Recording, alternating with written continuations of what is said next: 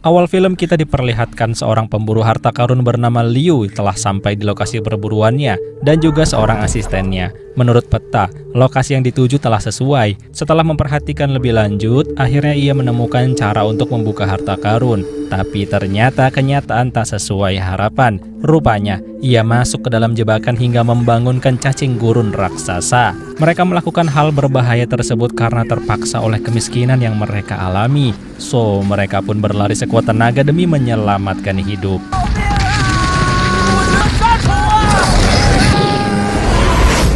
Dan singkat cerita, hari pun berlalu dan mereka tiba di sebuah kedai yang memang sering disinggahi oleh para pemburu dari berbagai penjuru. Nah, di situ mereka mendengar pembicaraan seorang ahli peta bahwa ada harta karun suku naga yang sangat diperebutkan. Namun, berada di lokasi yang amat berbahaya, bahkan tak ada satupun pemburu yang kembali dengan selamat. Konon, hal itu karena ada seekor naga yang menjaga tumpukan emas dan perak dengan melepas 3 mutiara di kepalanya ke sekitar gurun untuk melindungi lokasi harta karun yang terkenal dengan sebutan kolam naga. Lebih lanjut ia mengatakan, hanya pusaka bola kipu arwah yang mampu menunjukkan lokasi di mana kolam naga berada. Saat itu, tiba-tiba seorang pemburu berambut gimbal yang dijuluki kucing gurun menjadi emosi karena tak percaya alias merasa dipermainkan. Ia pun segera menyerang si ahli peta, namun tanpa disangka, sebuah koin mampu menghentikan lompatannya. Tanpa takut, Liu pun langsung mengakui bahwa dirinya lah yang melempar koin tersebut hingga terjadilah perdebatan. Di sana si kucing gurun memaki Liu yang dikenal sebagai pemulung gurun yang miskin hingga semua orang menertawainya. Tanpa waktu lama, mereka pun bertarung. Tapi yang ditertawakan ternyata kungfunya berada jauh di atas si kucing gurun, hingga dengan mudah kucing gurun terpental. Kesal dengan kekalahannya, ia pun menyumpahi Liu akan terkena sial selama hidupnya. Tapi dalam sekejap, justru dirinya lah yang terkena sial karena pintu di belakangnya roboh akibat didobrak oleh gerombolan pendatang yang dipimpin oleh seorang wanita berbaju putih bernama Hexi. Melihat hal itu, para pemburu di dalam kedai langsung menyerang para pendatang asing yang tak mereka kenal. Tapi rupanya hanya dengan seorang pengawal saja mampu menghadang tiap pemburu yang datang menyerang. Satu persatu diladeni dengan mudah. Ilmu bela diri para pemburu seolah tak selevel dengan pengawal. Tapi semua berubah ketika Liu turun tangan.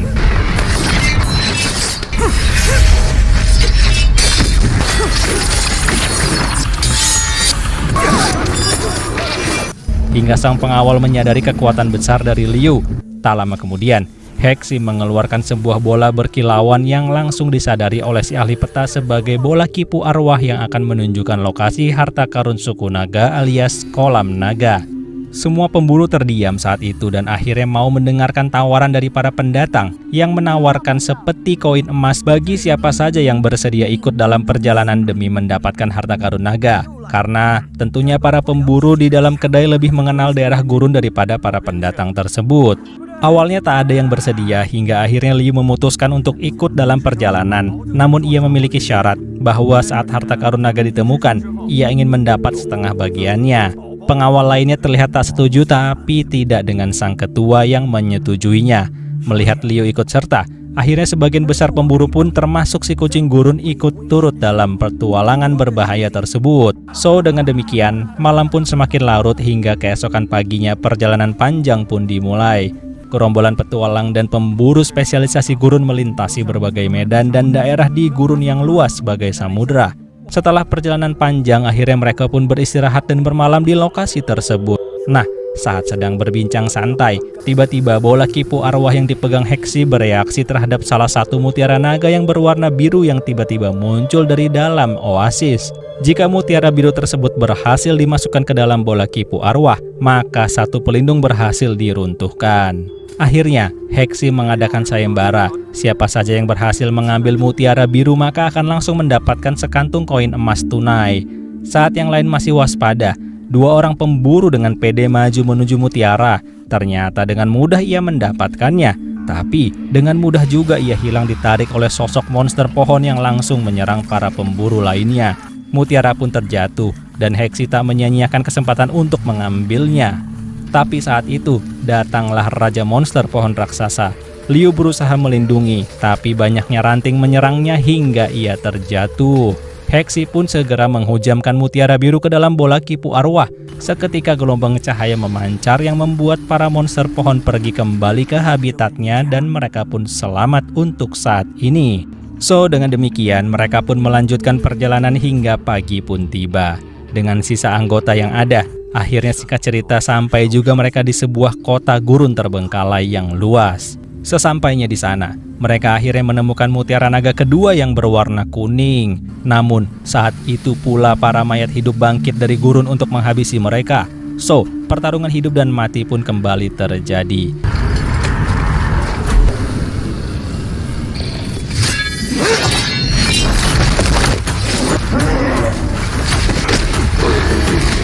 Mereka semua bertarung dengan keahliannya masing-masing. Di tengah pertarungan, Liu berusaha mendekati mutiara kuning dan mengambilnya. Untungnya asisten Liu mengeluarkan senjata langka palu pengguncang alam, hingga seluruh zombie gurun pasir pun musnah tak tersisa. Mutiara naga langsung diserahkan pada Heksi, tapi rupanya saat itu barulah bangkit monster yang sesungguhnya, yaitu raksasa prajurit gurun pasir. Semua awalnya kewalahan. Pengawal kepercayaan Heksi pun akhirnya menjadi korban.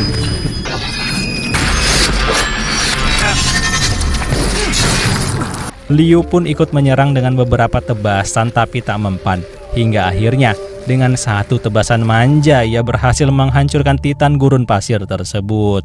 Tapi masalah belum selesai. Liu menyuruh yang lainnya untuk melanjutkan perjalanan sesuai petunjuk bola kipu arwah, sedangkan dirinya menghalangi musuh terkuat di gurun pasir, alias penjaga gurun pasir yang mengendalikan titan gurun tersebut.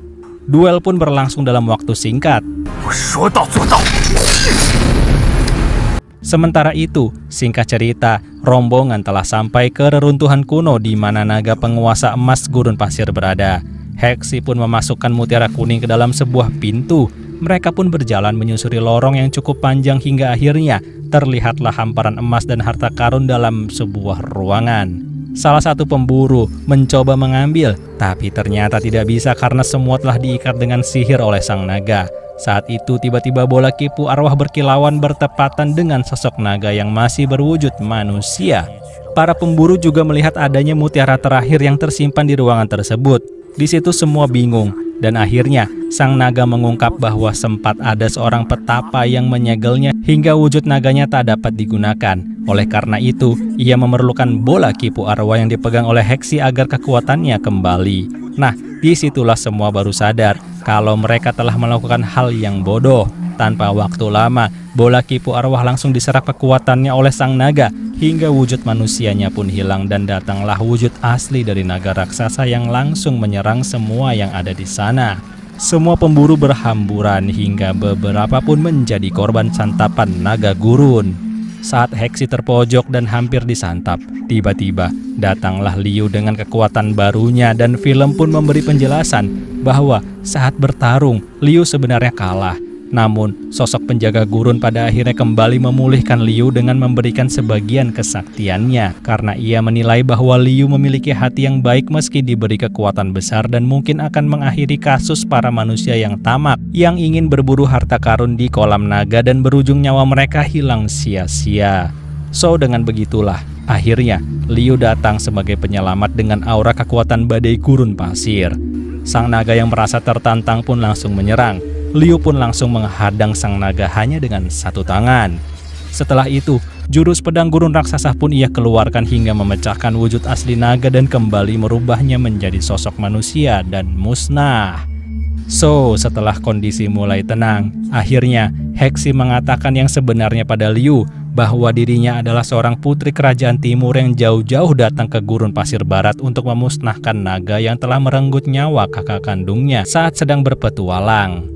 Ia pun mempersilahkan Liu untuk mengambil seluruh koin emas di sana, tapi Liu tak tamak dan hanya mengambil satu koin saja. Sang putri pun bingung lalu Liu berkata keinginannya adalah sebenarnya ingin terus melindungi sang putri hingga akhir. Di situ, diam-diam ternyata sang putri juga menyimpan rasa hingga mereka pun memutuskan untuk bersama mengarungi gurun pasir menuju kerajaan timur hingga tiba-tiba film pun berakhir.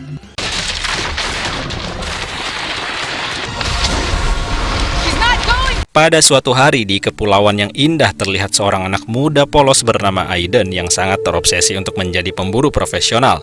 Di desanya pun ia dikenal cekatan dan suka menolong.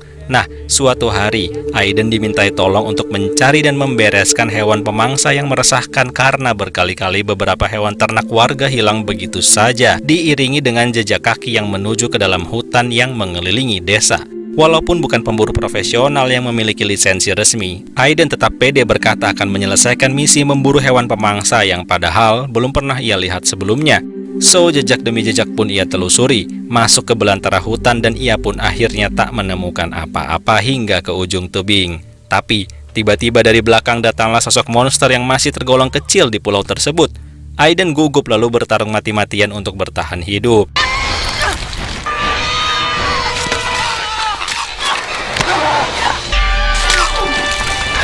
Saat hampir saja ia menjadi menu sarapan monster yang disebut Velociraptor, untungnya datang seorang pria menyelamatkannya hanya dengan sekali tusukan fatal. Ia adalah Julius yang merupakan seorang pemburu profesional yang memiliki lisensi resmi dari Asosiasi Pemburu Legendaris yang hanya dimiliki oleh orang-orang tertentu yang berbakat dan terpilih.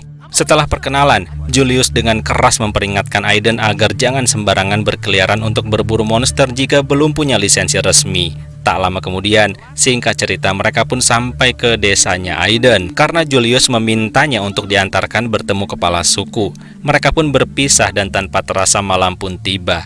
Aiden yang baru saja menangkap kucing pembuat onar bernama Minx, lalu mendapat kabar mengejutkan saat ia ingin melapor pada kepala suku.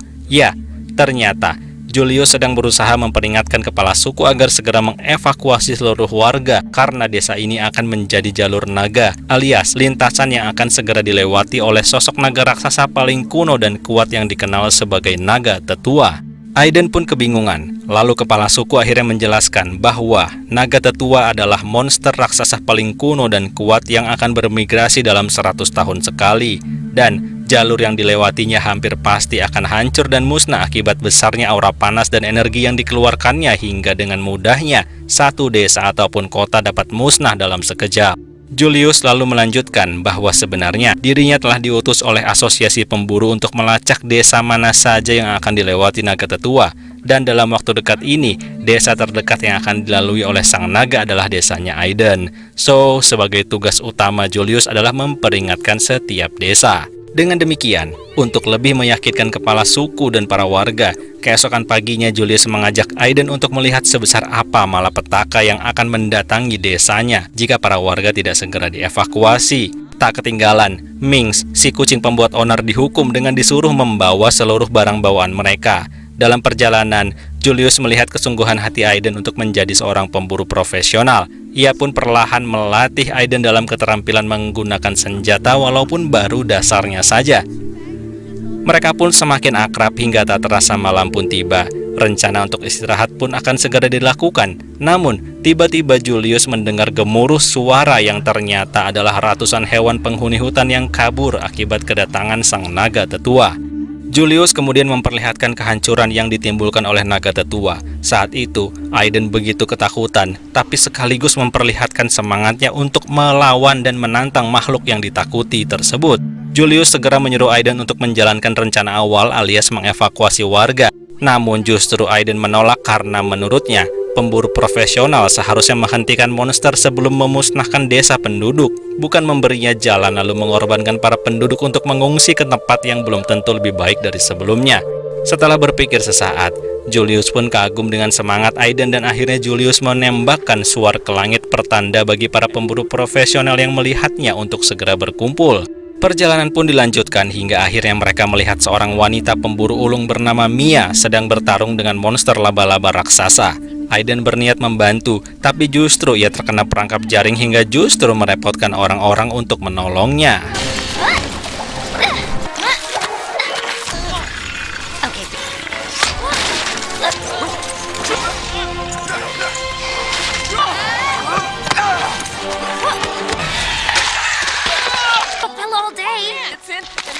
Bertepatan dengan selesainya pertarungan, datanglah seorang pemburu profesional lain yang melihat suar milik Julius. Ia adalah Nadia.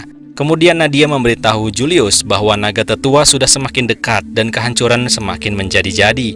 Setelah menjelaskan rencana untuk menantang naga tetua, Aiden dan 3 pemburu ulung lainnya sepakat untuk mempersiapkan semuanya hingga kembali ke desanya Aiden, lalu membangun berbagai konstruksi yang dapat membantu menahan keganasan naga tetua. Setelah itu, mereka sebagai tim kembali ke hutan untuk mendapatkan jamur paralisis yang mampu melumpuhkan raksasa. Masalahnya, jamur paralisis hanya tumbuh di ekor sosok monster babun merah yang terkenal sangat mematikan dan buas.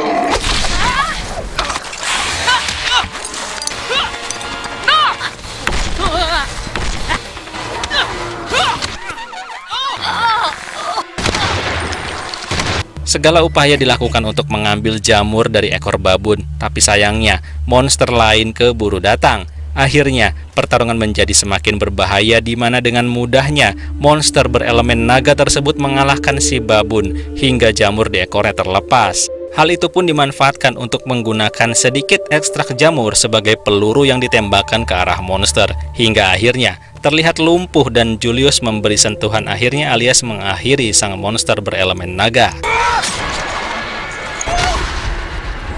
Singkat cerita, mereka pun kembali pulang ke desa dan Julius melihat kehancuran akibat naga tetua semakin dekat. Untungnya, saat itu datang seorang pandai besi terkenal yang menawarkan diri untuk membantu. Hingga akhirnya, saat matahari mulai terbenam, mereka telah berhasil membuat senjata raksasa yang dibumbui dengan jamur paralisis, dan anak panahnya pun berasal dari tulang monster berelemen naga yang telah mereka kalahkan sebelumnya.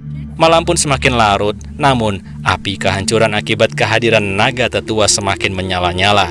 Para pemburu pun bersiap, di mana mendapat tambahan 1 orang lagi alias si pandai besi yang ternyata adalah mantan pemburu profesional. Pertarungan mengerikan pun dimulai.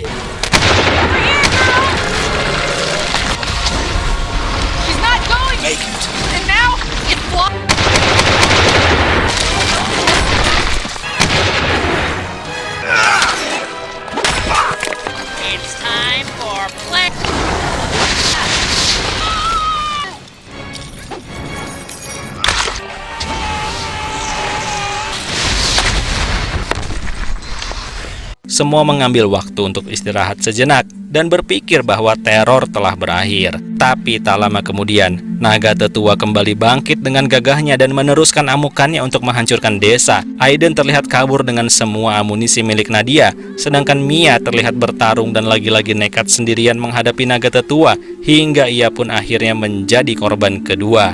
Setelah itu, sang naga menjadi semakin sakti dan mengeluarkan butiran debu api biru keunguan, dan sayapnya yang dikibaskan hingga menimbulkan kebakaran di bagian terluar dari desa. Nadia dan Julius terus berusaha menahan amukan naga tetua, sementara Aiden ternyata berencana meledakkan semua amunisi yang ia bawa ke bendungan di mana sungai terbesar di pulau tersebut ditahan. Saat Nadia dan Julius hampir musnah, untungnya Aiden berhasil meledakkan bendungan lalu memberi isyarat pada yang lainnya untuk segera naik ke tebing. Saat arus air raksasa mulai menerjang, naga tetua masih berusaha melawan walaupun akhirnya tak kuasa untuk melawan arus sungai terbesar yang segera memadamkan apinya lalu menyeretnya entah kemana.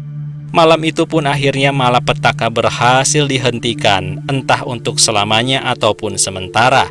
Dan singkat cerita, keesokan paginya, kepala suku dan para pemburu memberi penghormatan terakhir pada 2 pemburu yang telah gugur. Beberapa saat kemudian, Nadia dan Julius pun pamit untuk kembali ke asosiasi pemburu. Dan tentu saja, tanpa pikir panjang, Aiden segera menyusul mereka dan memohon untuk diajak bergabung untuk dilatih menjadi pemburu profesional seperti yang lainnya.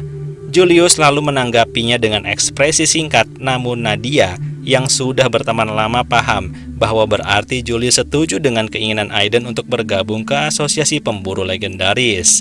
Mereka pun kembali berpetualang bersama hingga tiba-tiba film pun berakhir.